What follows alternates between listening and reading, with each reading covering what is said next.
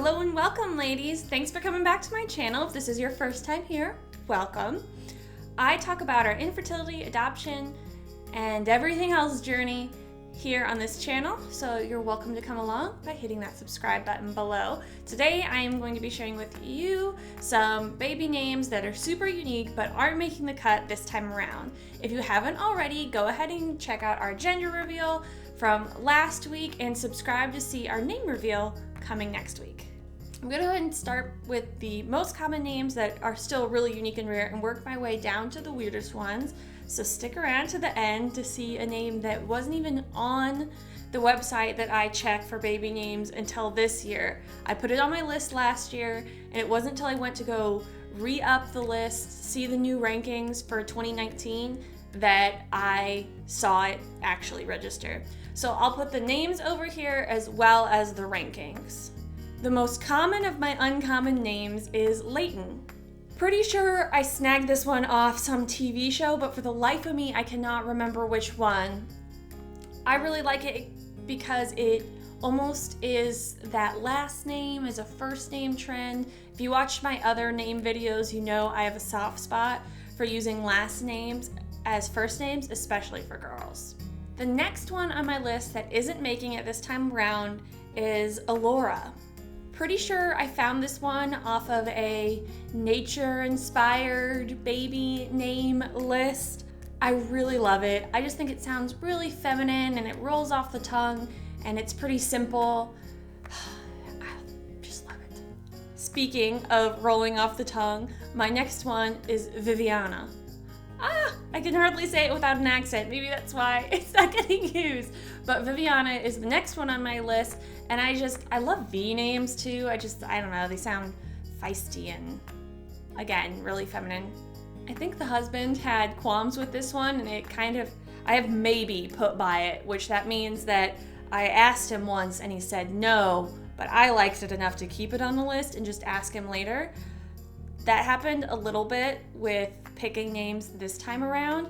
There's actually, her middle name is one where I originally said the abbreviation of it as her middle name, and he did not like it. And then he came back around and was like, well, if we use this form and we spell it differently. And I was like, done. The next one on my list means dark. It is Darcy.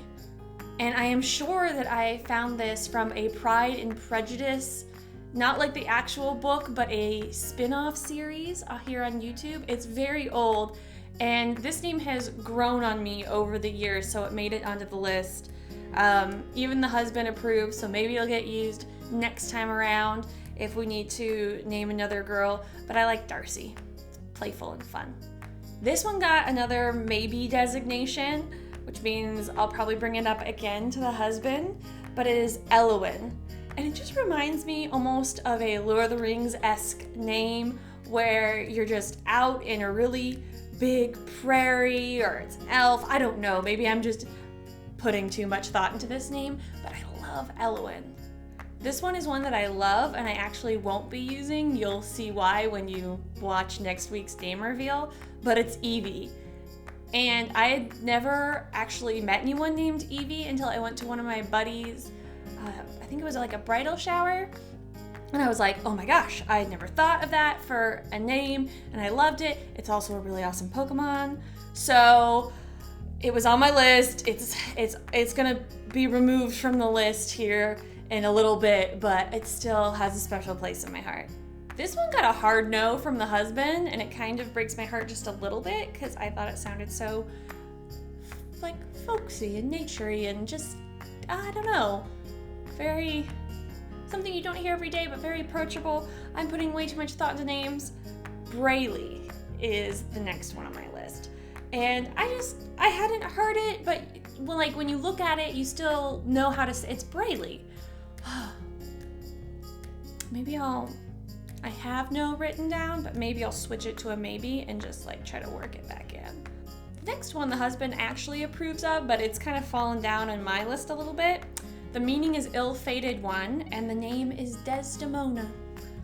I don't know, it's another very fantasy name. Can't you just picture a girl in a big poofy dress and be like, this is Princess Desdemona. So very fanciful, but now that I'm reading through this list, there's just ones that I love so much more now. And finally, the rarest one that wasn't even on the list when I put it in my spreadsheet. It wasn't even on the list online, is what I mean.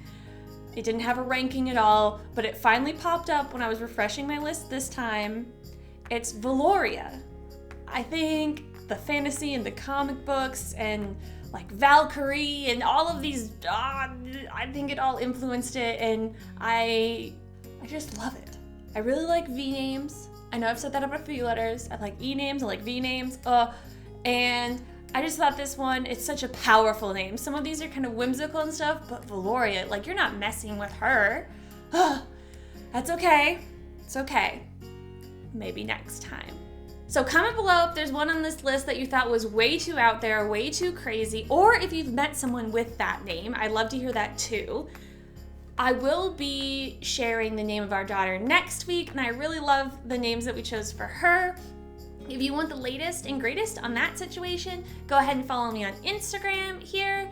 And until next time, ladies, keep on fighting.